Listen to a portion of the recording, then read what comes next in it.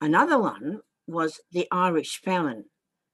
By the 1850s, there was this terrible, terrible winter in Ireland. And by then, the Irish had come to rely on potatoes heavily in their diet. But the potatoes rotted in the ground. There was absolutely no harvest. Instead of 2 or 3 harvests a year, there was nothing.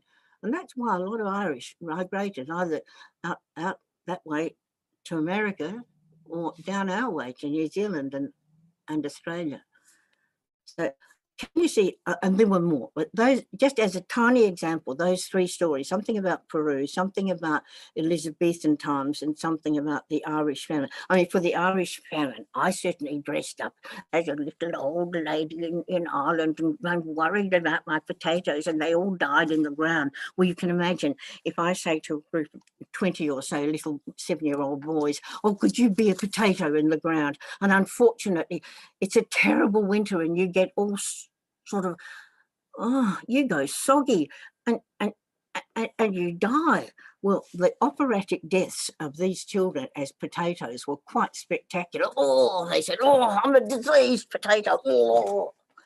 That contrasted very nicely with our first one in Peru, where we held potatoes. Oh, I forgot to tell you, I'd sent a note out to all the parents saying, could the boys just bring up potato each? And so some brought Kipflers and some brought Ruby Browns and some brought Blues and some brought Nardines, and there was a whole variety. Someone even brought sweet potatoes, which we then had to say, well, it's called sweet potato, but it's not actually, it's a different sort of yam tuber.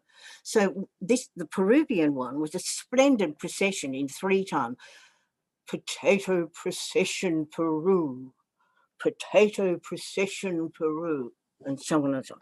Now, in each one, I could use the rhythmic patterns for note values of the words spuds, spuds, spuds, taters, taties, taties, taties, potato, potato, potato, potato, potato chip, crisps, crisps, crisps.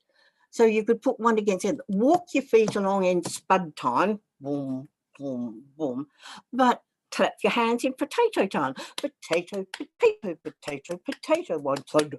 So change over, spuds with your hands, and potato, potato, potato, potato with your feet.